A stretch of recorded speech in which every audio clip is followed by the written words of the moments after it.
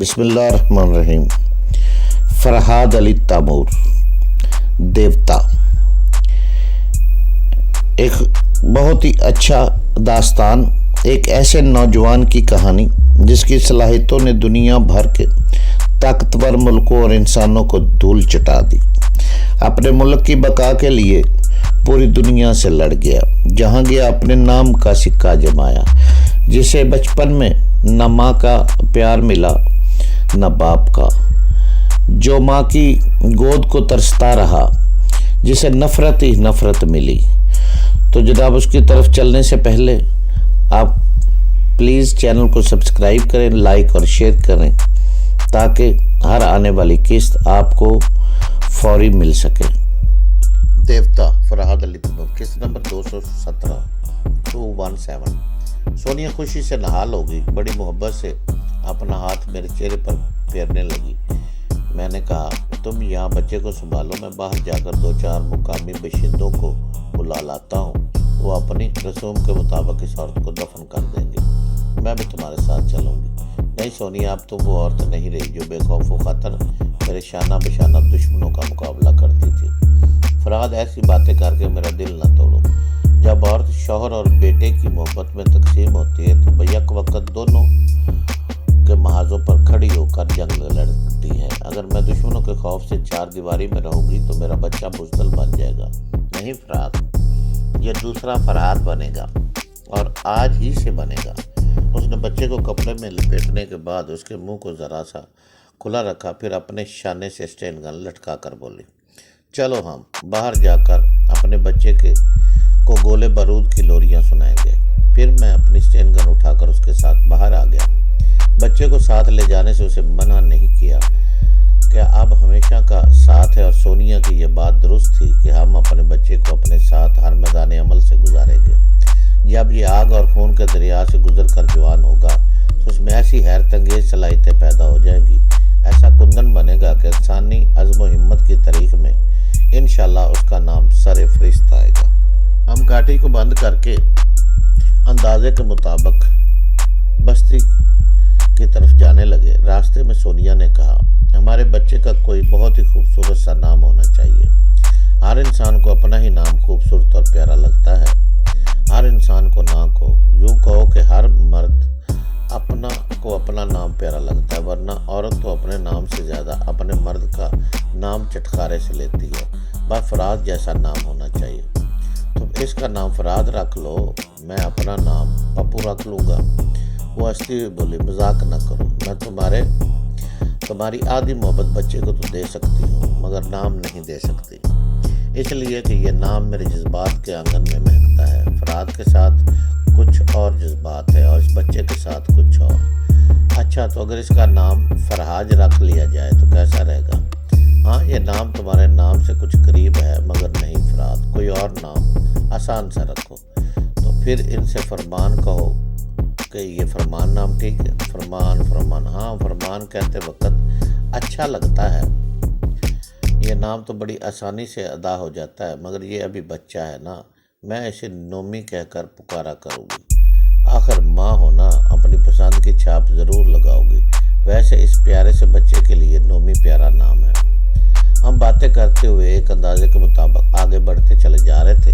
اتفاق سے ہم اس عمارت کے سامنے پہنچ گئے جہاں پہلی بار ہمیں قیدی کیا گیا تھا اور چھت سے لٹکایا گیا تھا۔ وہ عمارت ویران نظر آ رہی تھی، اس کے اطراف کوئی پہرے دار نہیں تھا۔ سونیا نے کہا، ہمیں اندر جا کر دیکھنا چاہیے، اگر وہاں کوئی انگریز ہوگا تو ہم اسے قابو کر کے اس کی رہنمائی میں ساحل تک جائیں گے اور اس کے ذریعے ایک موٹر بوٹ حاصل کریں گے۔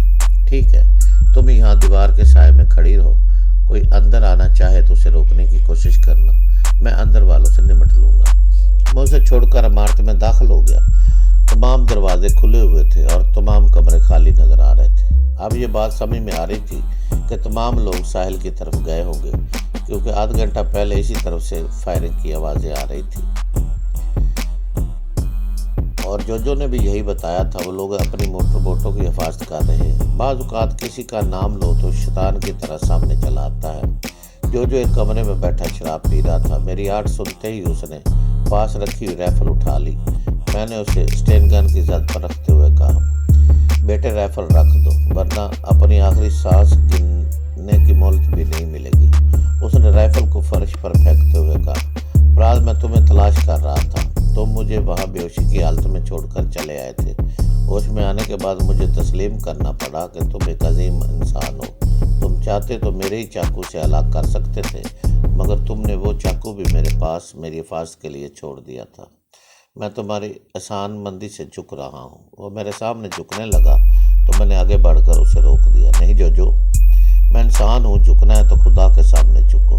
تم یہ بتاؤ کہ ایسے وقت جب کہ یہ انگریز تمہارے دشمن ہیں، تم کے اڈے پر بیٹھ کر شراب پی رہے ہو، اس لیے کہ اب زندہ رہنے کی امید تو باقی نہیں رہی۔ ان لوگوں نے ہمیں چاروں طرف سے گھیر لیا ہے، میں صبح تک پکڑا جاؤں گا۔ سوچ کر یہاں آ گیا کہ وہ لوگ یا تو مجھے معاف کر دیں گے یا گولی مار دیں گے، مگر یہاں وہ لوگ نہیں ملے۔ یہ رائفل اور شراب کی بوتل مل گئی۔ تم بہت جلدی مایوس ہو جاتے ہو۔ خدا ان کی مدد کرتا ہے جو اپنی مدد آپ کرتا ہے۔ تم میرے ساتھ رہ کر جوان مردی کا ثبوت دو، اپنی زندگی کے لیے لڑو۔ اگر مرنے کا وقت آئے گا تو ہنس کھیل کر موت کو گلے لگائے گے۔ تمہارے جیسا حوصلہ دینے والا ساتھی مل گیا ہے، اب میں یہی کروں گا۔ یہاں سے بچ نکلنے کی امید ہے؟ ہاں، امید نہ ہو تو کوئی انسان زندہ نہ رہے۔ تم یہاں سے نکلنے سے پہلے یہ بتاؤ، وہ تمہارا باس ڈاکٹر شطار یہاں کس کمرے میں آرام کرتا تھا؟ تمہارے سامنے میری آنکھوں سے اینٹی ڈارک لینس نکالا گیا تھا۔ میرا خیال ہے ایسی چیزیں اسی کمرے میں رکھی جاتی ہوں گی۔ تمہارا خیال درست ہے، یہی وہ کمرہ ہے۔ اس الماری میں شاید تمہیں اپنی مطلوبہ چیزیں مل جائیں۔ میں نے آگے بڑھ کر الماری کو کھولنے کی کوشش کی، وہ بند تھی۔ ہم دونوں اس کے دروازے کو توڑنے کی کوشش کرنے لگے۔ وہ لکڑی کا دروازہ تھا، رائفل کے کندے کی ضربیں کھاتے کھاتے ایک طرف سے ٹوٹ گیا۔ میں نے اسے کھول کر دیکھا، اس میں بہت سے کاغذات تھے، جاپانی کرنسی اور امریکی ڈالر تھے، کچھ جدید طرز کی رائفلیں اور کیمرے وغیرہ تھے۔ وہیں سونیا کے آہنی پنجے رکھے ہوئے تھے، میں نے انہیں جیب میں رکھ لیا۔ ایک آٹومیٹک ریوالور مجھے بہت پسند آیا، میں نے اسے لوڈ کر لیا۔ جوجو نے بھی ایک خوبصورت سا ریوالور لوڈ کر کے اپنے پاس رکھ لیا۔ اب میں جوجو کی طرف سے مطمئن تھا، کیونکہ اس کی سوچ میرے خلاف نہیں تھی، چونکہ وہ اندر سے مخالف نہیں تھا، خطرناک نہیں تھا، اس لیے اوپر سے بے ضرر تھا۔ ہم اور آپ کسی دوسرے کے اندر کی چھپی ہوئی کمینگی کو نہیں پہچان سکتے۔ ہماری اس دنیا میں ایسے لوگ قدم قدم پر ملتے ہیں جو اوپر سے انسان اور اندر سے شیطان ہوتے ہیں۔ ایسے مہذب انسان ہوتے ہیں کہ آپ ان کی زہری محبت اور ہمدردی سے اور ان کی ایماندارانہ باتوں سے متاثر ہو کر کبھی یہ سوچ بھی نہیں سکتے کہ وہ اندر سے مطلب پرست، خود غرض اور بے ایمان بھی ہو سکتے ہیں۔ میں نے جوجو سے کہا، تم یہاں کے راستوں سے اچھی طرح واقف ہو، مجھے اور سونیا کو ساحل کی طرف لے چلو۔ ہم یہاں سے فرار ہونے کے لیے موٹر بوٹ حاصل کرنے کی کوشش کریں گے۔ اور ہاں، یاد آیا، جس عورت نے ایک بچے کو جنم دیا تھا وہ مر گئی ہے۔ تم یہاں سے یہ ڈالر کی گڈیاں اٹھاؤ اور یہاں کے کچھ مقامی باشندوں کو کچھ نوٹ دے کر اس کے کفن دفن کا انتظام کرو۔ ہم دونوں نے کچھ امریکی اور کچھ جاپانی کرنسی اپنی جیبوں میں بھر لی۔ پھر عمارت سے نکلتے وقت میں نے سونیا کو اطلاع دی کہ میں جوجو کے ساتھ باہر آ رہا ہوں، یا آس پاس کوئی خطرہ نہیں ہے۔ عمارت سے باہر نکلنے کے بعد سونیا ہمارے ساتھ ہوگی۔ جوجو ہمیں ایسی جگہ لے گیا جہاں بہت سے شکستہ جھونپڑے تھے۔ اس نے 4 مقامی باشندوں کو بلا کر انہیں $50 دیے اور ان سے کہا کہ فلاں کاٹیج میں جا کر ایک لاش کو دفن کرنا ہے۔ ہم اس فرض سے سبکدوش ہو کر جوجو کے ساتھ ساحل کی طرف چل پڑے۔ ہم ٹارچ روشن نہیں کر سکتے تھے، کوئی دشمن روشنی کی سمت فائر کر سکتا تھا۔ میں نے سونیا سوچ کے ذریعے کہا، تم ہمارے ساتھ نہ چلو، نومی کو نقصان پہنچ سکتا ہے۔ اگر تم ہم سے بہت پیچھے رہ جاؤ گی تب بھی ہماری بو سونگھتی ہوئی صحیح راستے پر چلتی رہو گی۔ ٹھیک ہے، میں ایسا ہی کروں گی۔ وہ آہستہ آہستہ ہم سے بہت پیچھے رہ گئی۔ جوجو نے پوچھا، یہ تمہاری ساتھی اندھیرے میں کہاں گم ہو گئی ہے؟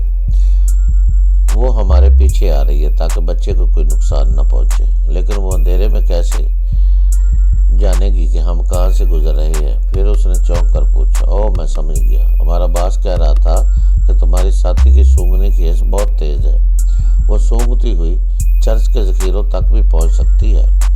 اب بھی وہ ہماری بو سونگھتی ہوئی راستوں کو پہچان رہی ہوگی۔ تم نے ٹھیک سمجھا، مگر اب خاموش رہو۔ اگر کہیں آس پاس چھپے ہوئے دشمنوں نے سن لیا تو وہ ہمیں چھوڑ کر سونیا تک پہنچ جائیں گے۔ میں نے بروقت اسے بولنے سے منع کیا تھا، کیونکہ چند قدم کا فاصلہ طے کرنے کے بعد ہالٹ کی آواز سنائی دی۔ کوئی اندھیرے میں چھپا ہوا مقامی زبان میں کچھ کہہ رہا تھا۔ جو نے ایسا سے کہا، ہم چاروں طرف سے گھیر لیے گئے ہیں۔ وہ وارننگ دے رہے ہیں کہ ہم چپ چاپ کھڑے رہیں اور اپنے ہتھیار پھینک دیں۔ میں نے اسٹین گن اور جو نے اپنی رائفل پھینک دی۔ پھر میں نے فوراً سونیا کو اطلاع دی کہ نادیدہ دشمنوں نے ہمیں گھیر لیا ہے۔ اسے اطلاع دینے کے بعد میں نے جو سے کہا، تم یہ معلوم کرو کہ ہمیں گھیرنے والوں میں کوئی انگریز ہے یا نہیں۔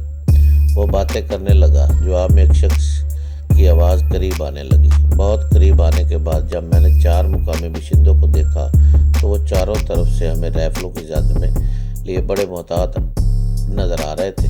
یہ تو میں سمجھ گیا تھا کہ ان کے ساتھ کوئی انگریز نہیں۔ جو نے بتایا، یہ لوگ کہہ رہے ہیں کہ 6 انگریز اور کچھ مقامی باشندے ساحل کے پاس ہے اور سمندر میں ایک جاپانی لانچ کھڑی ہوئی ہے۔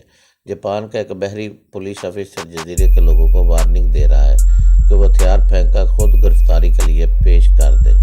یہاں جو مقامی باشندے ہیں، یہ ہمیں ان انگریزوں تک پہنچنے سے روک رہے ہیں۔ جو کی بات ختم ہوتے ہی ہمارے آس پاس ہلکی سی روشنی پھیل گئی۔ بعد میں پتہ چلا کہ جاپانی لانچ پر سے سرچ کی روشنی پھینکی جا رہی تھی۔ ان کی ہلکی ہلکی جھلک ہم تک پہنچ رہی تھی۔ اس روشنی سے سونیا کا بھلا ہو گیا۔ اب وہ دور سے دیکھ سکتی تھی ہم کس پوزیشن میں ہیں اور دشمن ہم سے کتنے فاصلے پر کھڑے ہوئے ہیں۔ جو انہی باتوں میں لگائے ہوئے تھا اور میں سونیا کے ذہن میں جھانک رہا تھا۔